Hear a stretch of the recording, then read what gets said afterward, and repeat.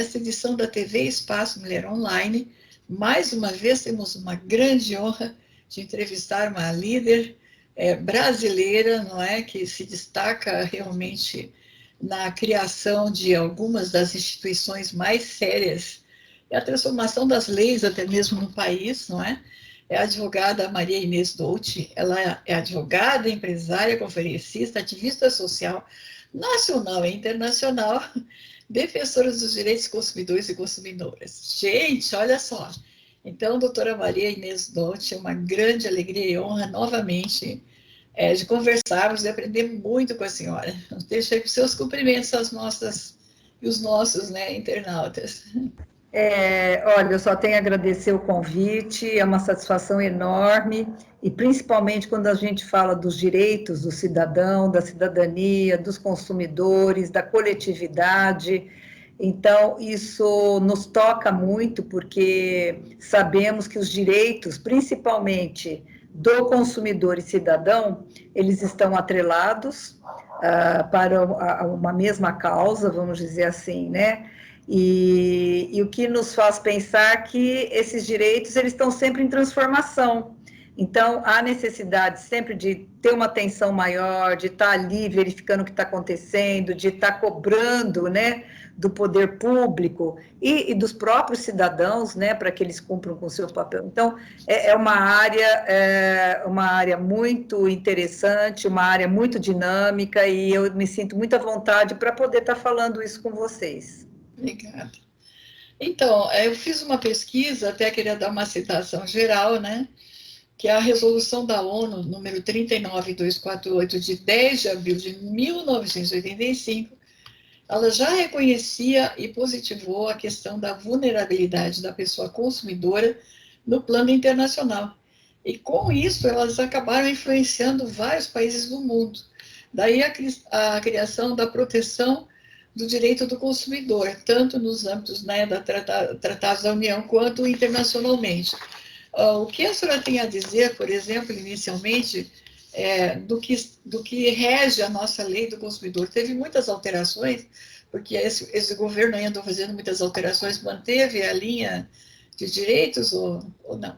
Olha, o que nós temos percebido, apesar de ter ali a resolução da ONU, né, que ela, enfim, ela orienta os países a seguirem ali leis protetivas do consumidor, o que se percebe é que nós avançamos muito, né, não só em termos de Brasil, mas também em termos de Europa e Estados Unidos. Desde 1960, que existe a Consumers International, que é uma organização de consumidores dos Estados Unidos, que foi formada a partir de associações de 5 organizações de defesa do consumidor lá dos Estados Unidos, Europa, Austrália.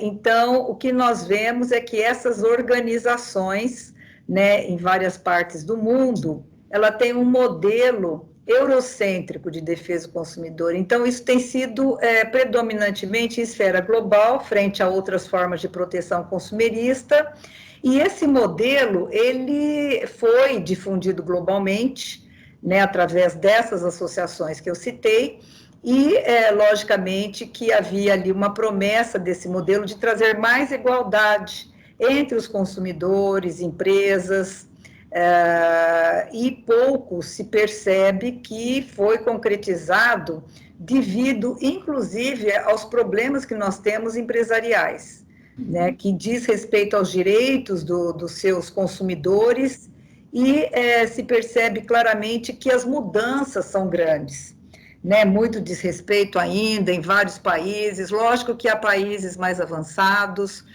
como o Brasil, por exemplo, frente à África, onde há muito que se avançar em termos de cidadania, de defesa do consumidor, e lógico que esses avanços todos, eles existiram, e lógico que nós temos ali que estar sempre preparados para grandes mudanças, né, porque o mundo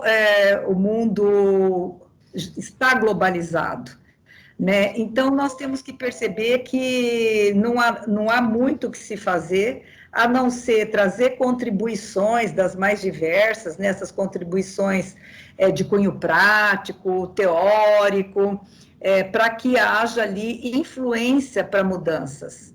Então, tem que se compreender com mais detalhes as principais ações que as entidades têm que tomar, são as campanhas, são as vozes, né, das associações por meio dos seus associados. Então, nós sabemos que não se pode parar. No campo teórico, logicamente, que espera-se avançar nas discussões mais aprofundadas da literatura de consumerismo, e sempre levando em conta o fenômeno que nós temos, que é realmente a mudança de comportamento do próprio cidadão. Isso influencia muito, né? A cultura também influencia muito. Então, é nessa linha que nós temos que sempre trazer à luz as práticas, as orientações adotadas por organizações, não só aqui no Brasil, como no mundo todo. Certo. Nós estamos inseridos num contexto mundial, que as pessoas às vezes só olham aqui as mazelas, mas não sabem que outros países também têm. Aqui temos possibilidade de grandes soluções, assim como os outros países, não é? Às vezes me parece assim um pouco de problema de foco, né? Tem pessoas que têm uma vocação pessimista continuada, e isso entrava um pouco o conhecimento, né? A difusão do conhecimento também, e até a montagem de parcerias mesmo para melhores resultados. Eu acho que aí é um pouco de crítica da minha parte, mas que necessária, não é? A evolução só vai em grupos, né? De forças, né? Soma de forças. E acho que ainda estamos meio travados nesse sentido, em termos de Brasil, principalmente direito do consumidor, né? Nada se faz sem consumidor, né, doutora? Nada se faz sem consumidor. Né? É verdade, você tem toda a razão, não é crítica, eu acho que é um olhar mais aprofundado, né, da questão da cidadania, principalmente porque a partir das diretrizes da ONU, que você mesma citou, elas foram criadas para, teoricamente, servir como um guia universal, né, que pudesse ser adotado por quaisquer governos, globalmente, facilitando, inclusive, o desenvolvimento de normas no âmbito local. Muitos países não têm o nosso Código de Defesa do Consumidor, que é muito avançado. Na prática, entretanto, as diretrizes elas tinham um objetivo de alinhar ações de consumerismos com princípios neoliberais, garantindo a abertura de mercados globais. Então, essa proteção deveria seguir padrões internacionais, né? E o que nós vemos hoje é que isso praticamente não existe, porque muitas empresas que estão no Brasil, estão lá fora, têm políticas diferentes, né? Então, há sim um esforço muito grande que se fazer pelos esforços que a ONU trouxe das diretrizes e harmonizar os códigos locais, né, de defesa do consumidor. Então, é a partir desses códigos que nós podemos efetivar os direitos do cidadão, dos consumidores, e esses esforços, na verdade, representa uma influência muito grande no desenvolvimento não só do movimento do consumidor, mas também da própria cultura, né? Hoje, nós temos trabalhado muito com associações da língua portuguesa, né, de países onde temos a língua portuguesa, e nós vemos uma diferença muito grande, né, ainda, né, em relação a uma possibilidade de desenvolvimento, né, do consumerismo mesmo nesses países, das leis, dos regulamentos, que ainda são muito incipientes, e os consumidores, evidentemente, ainda são muito fragilizados. Uhum. Eu gostei muito dessa sua exposição, porque a senhora tem uma ótima formação acadêmica e é praticamente assim uma conscientização, principalmente aos empresários, né? Enriquecer é bom, é maravilhoso. Ter consumidor, melhor ainda, concordo. Mas o que você oferece em troca? Eu acho que é a grande pergunta, né? Então, o que a senhora está trazendo é o seguinte, assim, quanto mais você cuidar do consumidor, mais rico você irá ficar. porque mais contente, mais fidelidade, mais trazer novos clientes, né, amigos e parentes, como eu digo, né, rimando. Então, é uma questão de sabedoria, até mesmo de marketing, né? Não é só achar que está fazendo favor para alguém, não, está cumprindo a obrigação, está se destacando mundialmente, como a senhora disse, está todo mundo de olho em termos de resultados também no Brasil, né?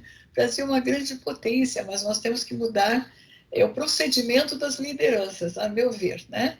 Então, o que nós estamos tendo agora, após a pandemia, né, é que muitos enriqueceram, como nunca, e muitos empobreceram também loucamente, não é? E o direito do consumidor, ele pode ser um equilíbrio entre as pessoas vulneráveis e vitimadas e um equilíbrio de alguém que se deu muito bem, que quer fazer uma recuperação social. É poesia da minha parte ou existe uma possibilidade de criar essa conscientização? Olha, eu acho que você trouxe muito bem esse tema, né? Nem foi necessário um esforço de síntese, né, de memória para expor agora os grandes desafios que você está colocando, né? São os grandes desafios do consumidor, o consumo do futuro, né, em nosso país, fora do nosso país. Então, nós temos ali, dentre esses desafios, né, que é de todos nós, vamos dizer assim, eu posso até destacar o movimento regulatório, que vem retirando direitos e benefícios nas áreas de trabalho, uma desregulamentação está precarizando o trabalho e renda, e como nós sabemos, não há consumidor sem renda, geralmente oriunda de atividades profissionais, e também há que se citar questões legais, como legislações precárias, que não é só o Código de Defesa do Consumidor, mas outras atreladas, né, normas, fiscalização. E, em alguns casos, na nossa opinião, o que falta é regulamentação, porque muitas leis, portarias, normas, elas são vagas, né? Elas deixam em aberto possibilidade de adoção de medidas controversas que são prejudiciais ao cidadão, ao consumidor. E eu sempre costumo dizer, eu enfatizo que no Brasil, felizmente, contamos com o Código de Defesa do Consumidor, né, que é uma excelente legislação consumerista, nós temos o Marco Civil da Internet, nós temos a Lei de Proteção de Dados, né, que foi aprovada recentemente, que é a LGPD, a Lei do Superendividamento, para que as pessoas possam ter acesso, né? Então, isso vem melhorando as perspectivas legais do consumidor e acaba reforçando a cidadania. Mas a pandemia, o ambiente político tem criado a tempestade perfeita, né? Com inflação alta, recessão econômica. Então, neste caldo de cultura, vicejam propostas para reduzir os direitos dos consumidores. Evidente. Há áreas com demandas especialmente complexas, né, principalmente nas áreas sociais e econômicas. Eu posso até dizer que os consumidores, eles também têm sido penalizados, né, pós-pandemia, com aumentos de preços, qualidade de alimentos, energia elétrica, do gás, de cozinha, dos combustíveis, acesso a bens de consumo, dentre inúmeros outros, né? Então, nesse momento, falta, sim, um ambiente favorável ao consumidor, às suas necessidades, como já ocorreu em anos não tão distantes. Por que isso está acontecendo e por que eu estou falando isso? Porque as empresas, eles estão ávidos para voltar ao mercado, né, com os lucros enormes que sempre tiveram, e então eles estão tirando, fragilizando os direitos do consumidor. Então, são, vamos dizer, produtos que vêm chegando ao mercado mais leve, né, tinha um peso e agora já tem outro que não comunicam o consumidor. Nós temos também a questão do isolamento social em momentos mais críticos da pandemia, que suscitou medidas negativas para os consumidores, que passou a ter dificuldade em muitas áreas importantes que transformaria a vida de todos nós, né? Uhum. Mas é bom reforçar, sempre é bom reforçar, que a participação ativa das entidades, e você falou isso muito bem, é fundamental para cobrar, para acompanhar as ações dos governos no tocante, principalmente a sustentabilidade do nosso país. Então, sem esse controle da sociedade civil, nós não vamos chegar aos nossos objetivos enquanto cidadãos. Sim. Olha, a senhora sempre nos deu a honra de participar dos nossos seminários de Espaço Mulher que promovemos na Assembleia Legislativa do Estado de São Paulo, num total quase de 31 anos, né? Por questão de saúde, eu tive que dar uma parada, mas não paramos aqui, não é, doutora? Continuamos falando sobre as necessidades e a proteção dos direitos dos cidadãos. Numa dessas entrevistas, não, numa dessas palestras, eu desafiei a senhora numa pergunta, né? E disse assim: eu aprendi no mestrado que nós todos somos consumidores dos serviços de Estado, né? E aí houve uma explicação do nosso professor a respeito do que era os consumos que nós fazemos, né? E quais seriam as obrigações do Estado em contrapartida, porque ele lucra com esse serviço que a gente consome, qual seria a contrapartida dele ofertar esses serviços. Então, seria as questões de água, luz, esgoto, serviços essenciais, não é? E, infelizmente, né, parece que pararam as obras, tudo continua tendo problema, falta luz, falta sequeiro, né? Então, como é que a senhora poderia explicar para nós, que somos pessoas leigas, qual é a responsabilidade do fornecedor Estado para nós, consumidores de serviços do Estado? Por que nós somos consumidores de serviços? É obrigação deles de fazer. E agora, como que a senhora inclui né, o Código do Consumidor nesse nosso direito? O que nós podemos garantir para nós como cidadãos? Se eu tenho direito e não me deu, eu vou fazer o quê? Olha, assim, nós temos muitas ferramentas, né, para demandar contra o Estado, evidentemente, mas o que eu vejo é que cada um mesmo, né, de nós, como eu já estava conversando com você anteriormente, tem uma responsabilidade muito grande em relação, principalmente, ao destino do nosso planeta. Então, o que nós podemos fazer para melhorar? O que nós podemos fazer para cobrar? Né, é participando. A participação ela é muito importante, né, na vida do Estado, né, nós, como cidadãos, temos esse acesso, né, que é necessário, mas que é pouco ocupado, né, e aí vem a questão cultural também, é pouco utilizado, mas o que nós podemos dizer é que padrões de consumo exagerados, com acumulação de bens, gasto excessivo de água, luz, combustíveis, ele contribui muito para o aquecimento global, né? E eu já posso até dizer, dentre elas, né, com muito destaque, aquelas que contribuam para um desenvolvimento e vidas mais sustentáveis. E é lógico que nós temos de elaborar propostas, atuar junto aos poderes de nossos países, para que sejam definidas leis que abranjam estas questões, que possa ter concorrência. Hoje nós temos zero de concorrência, vamos dizer assim, né? Em alguns setores regulados.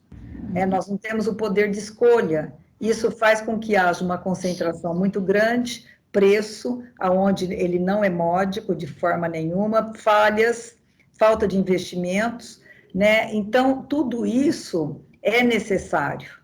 É necessário e lógico que nós temos que ter essa disponibilidade, né, e essa vontade de poder estar participando. Sabemos que muitos não têm tempo, não se incluem, né, nessa possibilidade, mas todos nós temos que fazer um esforço, porque unidos, né, nós teremos mais chances de obter vitórias em nossas postulações. Caso contrário, nós sempre vamos estar conversando aqui, né?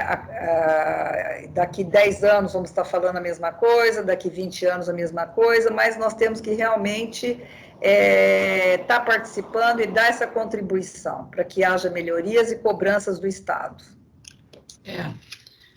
Pois nós temos um alto número de pessoas idosas e um outro número expressivo de pessoas com deficiências, sem considerar o grande número de crianças e adolescentes. Então, nós temos um percentual de população bastante vulnerável e dependente do Estado, né? Não é assim porque é do governador ou do presidente, não, é do Estado.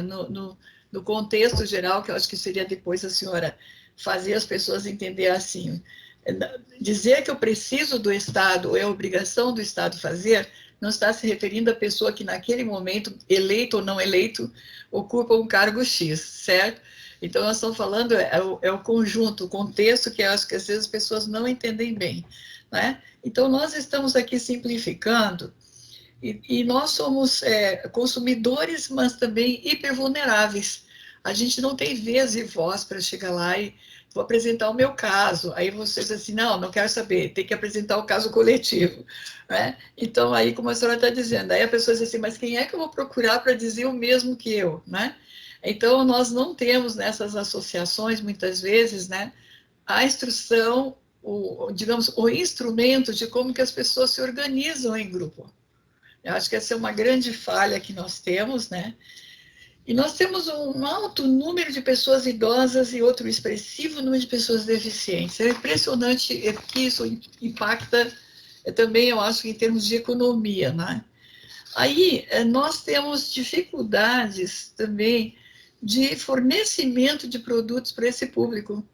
Estava conversando esses dias recente com uma pessoa com deficiência de locomoção, tá? E não encontra os equipamentos necessários para, né, o dia a dia dela. Não há serviços, por exemplo, não há cabeleireiros especializados, não há, sabe, esteticistas e tal, porque as camas, as cadeiras, os equipamentos teriam que ser especiais. Os fabricantes não olham também esse público, que é um número expressivo demais, é quase, acho que um terço ou mais da população, né, que está sem atendimento. Então, isto tudo é considerado na esfera dos direitos humanos. Então, eu li também, aprendi no meu mestrado, que crimes contra consumidores são crimes de direitos humanos. Aqui elas ainda não consomem porque nem tem, nem foi ofertado, que é mais grave ainda, né? Então, o que dizermos desse público vulnerável que a senhora teria para trazer uma luz para nós assim, não é? Porque é muito triste saber que a pessoa não encontra nada para o próprio atendimento, né? Olha, eu diria o seguinte, que o modelo de Estado, de bem-estar social, que é determinado ali pela nossa Constituição Federal de 88, ela não é concretizada eficazmente pelo poder político, né, centralizado, devido à aplicação desproporcional de receitas de orçamentos na estrutura da administração pública interna, em detrimento dos direitos, garantias fundamentais do cidadão. Então, esse é um ponto. Nesse contexto, eu diria o seguinte, que o Estado democrático, eles legam à sociedade civil como força produtiva de interpretação de norma constitucional transformadora da realidade constitucional, ou seja, como a sociedade civil organizada, né, pode alterar a omissão do Estado, que é justamente o que você está falando. Está faltando, por exemplo, insumos, né, para aqueles mais frágeis, para os vulneráveis, para os idosos. Então, isso é uma questão assim, como que você pode estar participando? Por quê? Porque nesse contexto todo, se a sociedade civil se organiza, ela pode alterar essa omissão que nós estamos falando, que concentra suas receitas, reestruturação da administração pública, concretização de programas para esse público vulnerável, né, incidindo inclusive assim, em conduta, né, que poderia trazer um bem-estar social. Né? Então, hoje nós estamos desalinhados, e a sociedade civil pouco participa. Né? Mas isso também, eu diria que está mudando. Né? As pessoas estão percebendo que elas têm que participar, que elas têm que dar a contribuição delas, como voluntárias ou não. Né? Então, existe aqui uma forma que nós temos que tratar, que seria, por exemplo, o exercício da própria cidadania, né, da democracia, que falta. Né? Hoje, nós vemos assim, que existe pouca cidadania, desrespeito, né, valores deturpados. Né? Então, veja bem, tudo isso fragiliza de forma irreparável, né, um país. Consequentemente, vem ali um rompimento, né, dessa questão toda social. Então, tem que ter um alinhamento, tem que ter ali um ajustamento nesse sentido, para que esse público mais vulnerável ele possa ter mais acesso, ele possa ser inserido, inclusive, no mercado de trabalho, né? Hoje nós estamos aí vendo que existem forças contra, né, aqueles aprendizes legais, né, que são trazidos pelo Centro de Integração Empresa-Escola para poder ter ali o seu primeiro trabalho, né? Então estão querendo tirar isso, quer dizer, tirar uma questão, um direito fundamental, né, dessas crianças serem inseridas dentro de um mercado de trabalho com qualidade, né, com respeito, aprendendo a ter valores.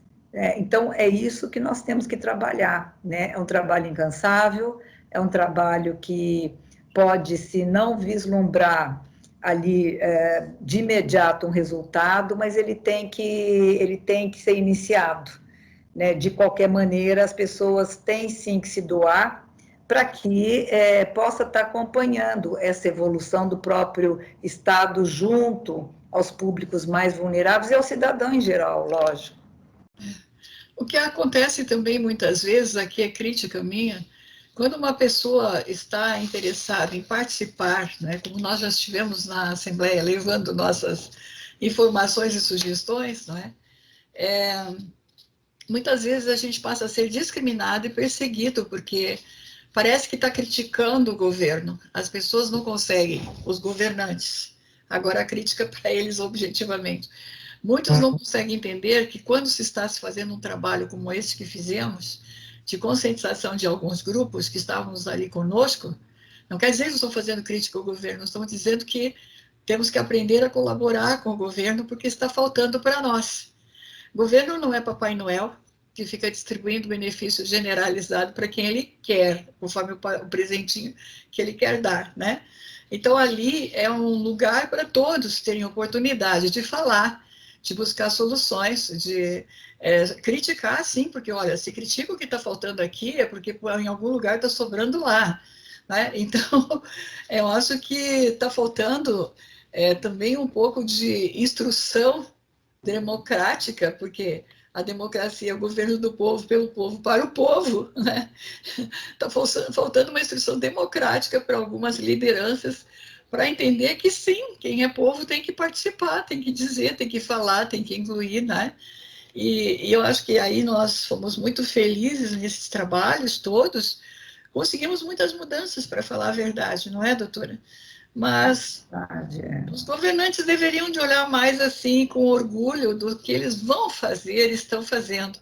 Não daquilo que eles estão tirando, não daquilo que eles estão perseguindo, não daquilo que está rindo da cara de alguém.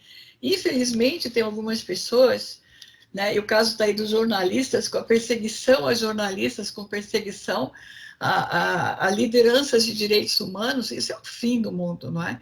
Por quê? Porque a pessoa está trazendo uma consciência do que é o direito que todo mundo deveria já estar sabendo, não é? E é a obrigação do Estado fazer. Então, o Estado aí são todas as áreas que governam e legislam. Então, o que é a democracia? O governo do povo, pelo povo, para o povo. E agora? Cadê onde está a democracia? Não é? Então, nós temos uma pergunta para quase encerrando, né? Mas está uma beleza essa sua entrevista. A senhora viajou o mundo inteiro quase. Qual é a diferença que tem entre o nosso idoso, que é uma coisa que assim, é impressionante a quantidade de idosos que nós temos. Se nós não trabalharmos isso, nós vamos ter algum problema daqui para frente, né? Porque temos idosos saudáveis, inteligentíssimos, bem preparados, né? Qual é essa diferença entre o nosso idoso, se a senhora conseguiu observar, e de outros países? A diferença cultural, esportiva. Na China eu vi que é muito ofertado, muitas coisas são muito ofertadas, vários benefícios aos idosos, né? Cada um tem uma gaiola com o seu passarinhozinho, vai passear na praça, é muito respeitada, a praça fica só à disposição deles, né? Eles ficam lá conversando bonitinho, é um espetáculo, né? Então, eu acho que esses exemplos, né, deveriam de ser maravilhosos para nós, para para que eles tenham o espaço deles, a hora deles também, né? O que lhes faz feliz, né? E o que a senhora observou por aí? Eu observei isso na China, e a senhora, o que tem observado? Olha, eu acho assim que cada país tem uma cultura própria, né, tem um conceito de cidadão. Eu diria que países eles têm mais consciência, por exemplo, do sujeito de direitos, né, que é o próprio cidadão, que é o direito à vida, à liberdade, à propriedade, igualdade, enfim, direitos civis, políticos e também sociais. Mas eles entendem quais são os deveres deles também. Muitos países já têm os seus cidadãos entendendo isso, né? Então, o cidadão, aquele país onde o cidadão ele tem mais consciência das suas responsabilidades enquanto parte integrante de um grande e complexo organismo, que é a coletividade, se percebe que funciona melhor, né? Agora, é lógico que outros não têm essa ideia de consciência do que é ser um cidadão, dos seus direitos.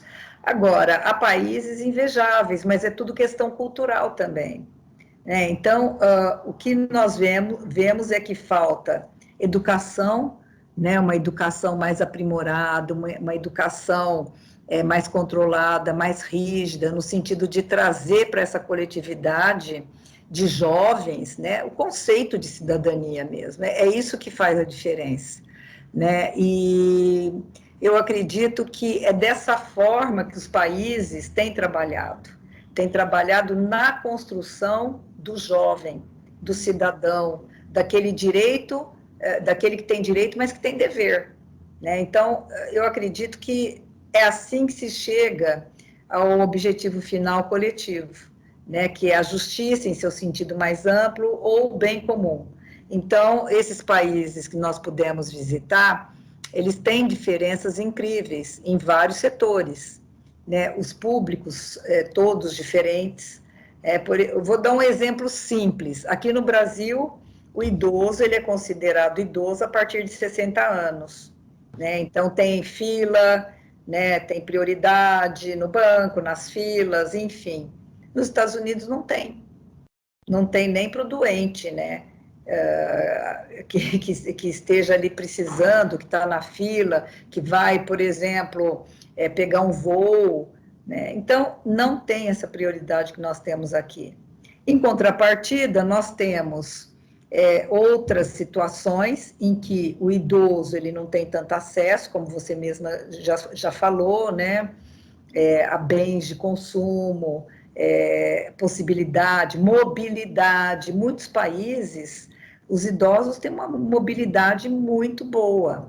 Por quê? Tem metrôs, né, diversos, onde eles podem andar livremente, eles saem de uma estação para outra, mas há países que isso não existe, né, que depende de um ônibus, que depende de um carro.